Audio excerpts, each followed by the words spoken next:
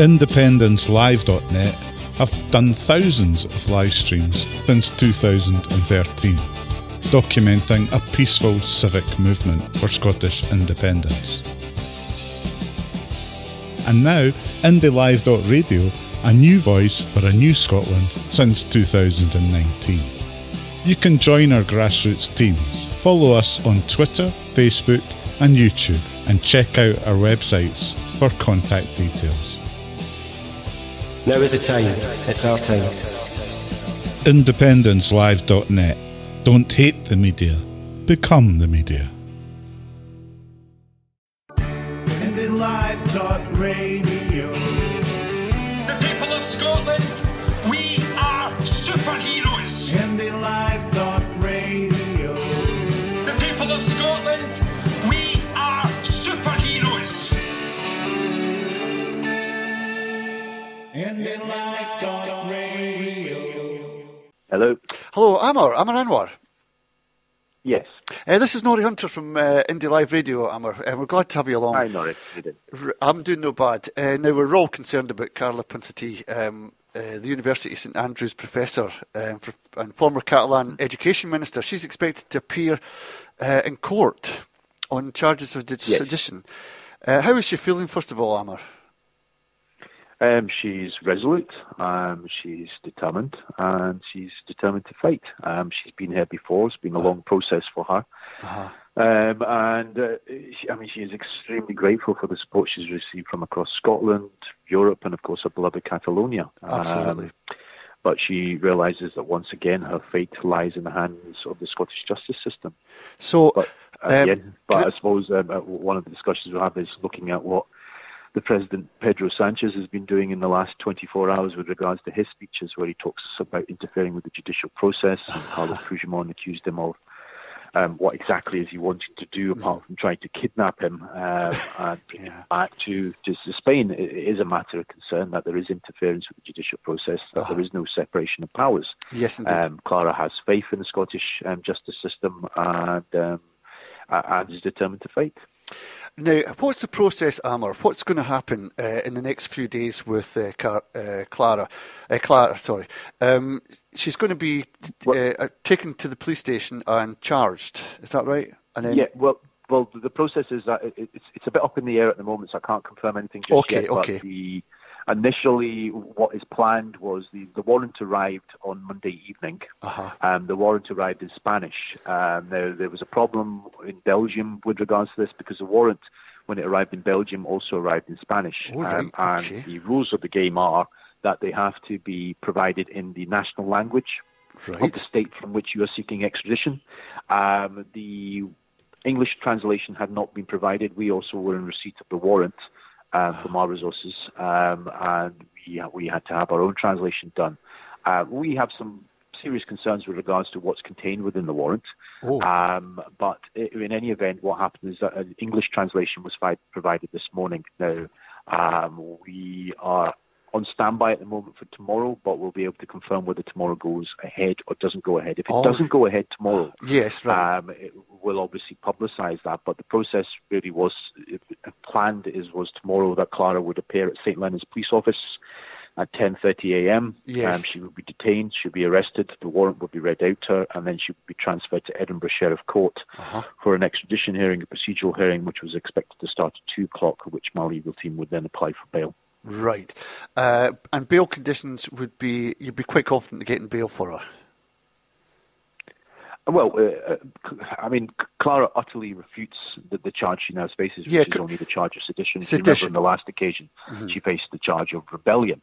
Well, she utterly refutes the charge of sedition. Sedition is not a crime. In Scotland, if extradited and convicted, she could face a sentence of up to 15 years. But what our position really is one of this, that we'd be arguing that there is no guarantee of a right to fair trial in Spain, when most of the members of the Catalan government are already in prison or in exile, and regard the charge to be part of a politically motivated prosecution. She is not a flight risk.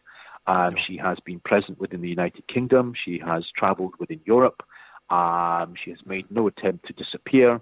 And on the last occasion, she abided by any bail conditions that were set, and we would expect that to be the process on this occasion too. Absolutely. Albeit, I suspect the Spanish were probably annoyed by that. Yes. And we saw that recently, the Spanish authorities threatening consequences for Belgium unless they returned Carlos Puigdemont to them. Yeah, I think they seem to have forgotten the treaty obligations, and the reason why this treaty was brought in was to deal with serious criminals and to allow a sort of cooperation between the signatories to the treaty.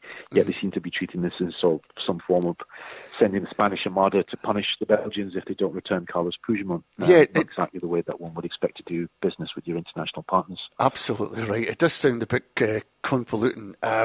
Now, in terms of what the Scottish people can do, is there a petition or something that we can get behind and sign, or is there something that we can do that way? Because there's a lot of us out here right behind Clara. She has to know that. And we're not in Edinburgh tomorrow. We can't be there. We're just ordinary people doing their own lives, wishing her well and hoping that she doesn't have to go back to a trial in Spain. Mm. Well, I mean, there's a number of things. Obviously, there's been motions passed at various party conferences. Clara spoke with myself at the SNP conference last year, where there was a unanimous motion. Motion was passed by 2,000 delegates supporting Clara in a fight, in a legal campaign, and also supporting the struggle for independence by the Catalan people. Now, that motion still stands.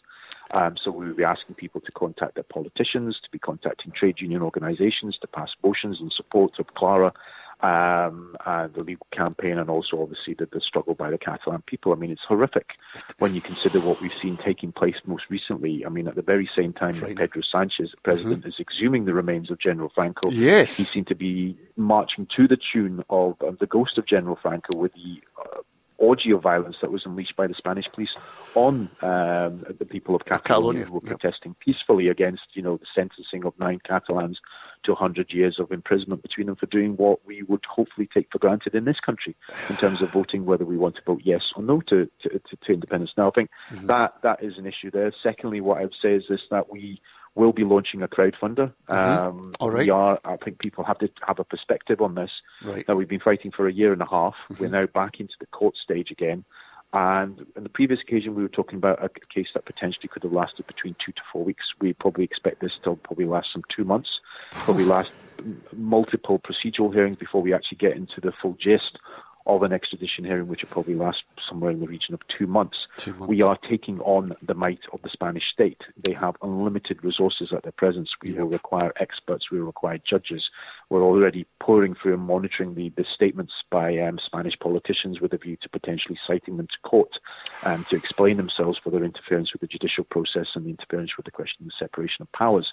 That all requires money. We will require experts to travel here, lawyers. We've got a huge legal team that is built up around Clara. We have some of the most senior lawyers in Scotland, including the Dean of the Faculty of Advocate, Gordon Jackson, who was senior defence lawyer in Scotland, combined with Claire Mitchell, who's Scotland's leading appeal advocate, QC. My firm of solicitors, and we're also working with international people lawyers. Now, that unfortunately takes resources. It's not a case that any legal aid's been claimed for. It's people last time who gave generously, and we need to relaunch that with a power of steam behind it. So that, again, once it's launched, we'd like that publicised and people to realise that if we're going to take on Spain, then we have to be prepared for what's coming.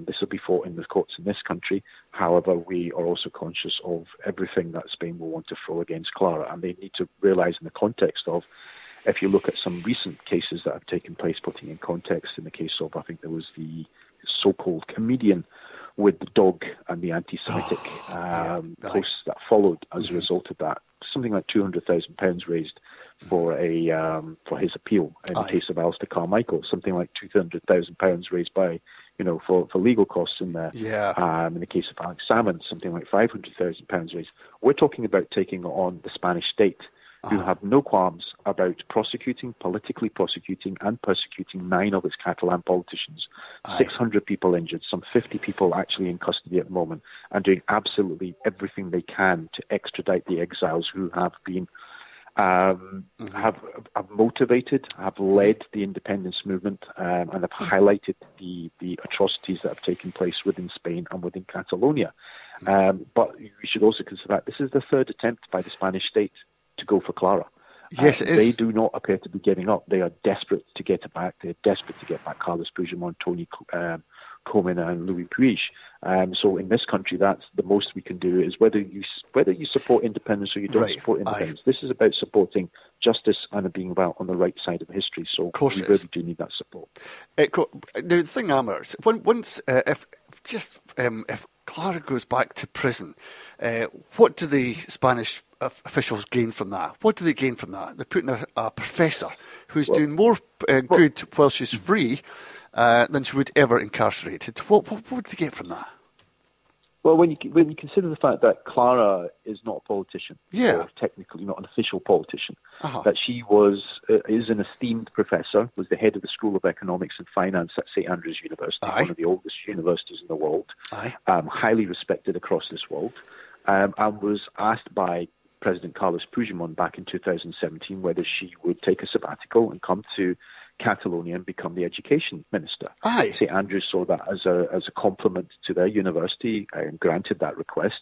She went back to to Catalonia and partook in the, she, as far as she's concerned, she committed no crime. She was one of the participants in organising a peaceful referendum. And people shouldn't forget that we hear a lot of nonsense from unionists and various other people who seem to be celebrating the demand for an extradition warrant for Clara Ponsati. And they seem to forget that in this country we took for granted the peaceful right to vote. And, whether you vote for independence or you don't vote for independence, that's the result you take. But they didn't allow that process, and they've accused Clara of, last occasion being involved in a rebellion with violence. Now they've talked about sedition, which is not a crime in this country. So, they don't seem to appear to stop. So in terms of what they wish to gain, under Rajoy's government, the right-wing conservative government that existed before, many statements were made by senior politicians talking about wanting to decapitate the Catalan movement, decapitate the Catalan government. And I suspect it's this, that when you look at the history of Catalonia over 1 century, when you have 9 out of 11 presidents have either been jailed, exiled, or executed, you get the gist of what the Spanish state is about. And whilst they may well say that they have laid to rest General Franco, in reality, General Franco left the structures of the state, which means that Catalonia is seen to be part of the unity of the Spanish state, and anybody who tries to move for independence is seen as an enemy of the state and will be treated in a similar fashion as to what General Franco would have treated them, which means jailed, exiled, or executed. Fortunately, they don't have executions anymore, but jail or exile, and they want to silence them. And what they realize is what has backfired for them was they thought that when these individuals went in exile, they went for them, that they would almost immediately be handed over by Belgium, Germany, and by Scotland to the authorities in Spain. Well, that didn't actually happen because the judiciary stepped in, lawyers stepped in and argued the question of human rights, and it was stopped. They were stopped in their tracks, not on once, but on 2, and now we're into the 3rd occasion.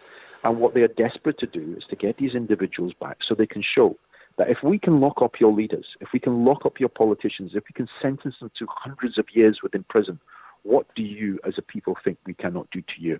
And that's what it's about. It's the fear of violence, it's the threat, it's a political threat, it's about outlawing people, it's about criminalizing, freedom of expression, freedom of movement, freedom of protest. This is what it's about. And that is why people say, that they are acting they are walking in the footsteps of General Franco. And I think most Democrats in Spain, one would hope, would be horrified by the fact that, for instance, the Chinese authority have used the actions of the Spanish police in Barcelona and in Catalonia to justify their own actions in Hong Kong. That Erdogan in Turkey used the actions of the Spanish authorities in Catalonia to justify his actions against the Kurds. And that actually what we're seeing is a rogue state within the European Union acting out with the law, breaking the law, no accountability from the police, no accountability from its judiciary, no accountability from its government. And repeatedly we have seen comments from presidential candidates attacking a judicial process when you would think that that's unseemly and it's against the law. It's contempt of court.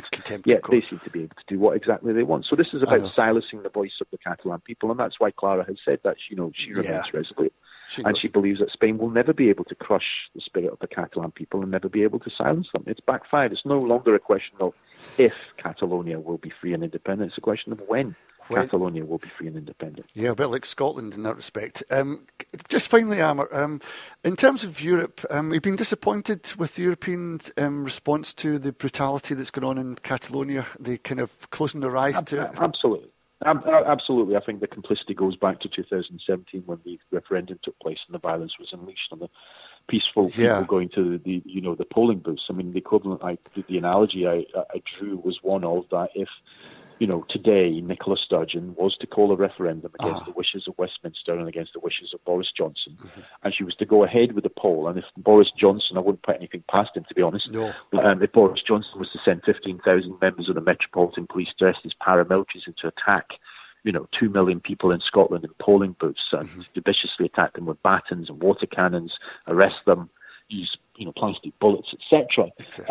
And then for Nicola and for Derek Mackay to go into exile along with half the cabinet and to be scattered across Europe, and for let's pick my friend Hamza Yusuf, spending time in Barlini prison along with John Sweeney and a few others, awaiting trial for 2 years and then sentenced to 100 years in prison for going. People would say that's just crazy. That's not possible. That's a book.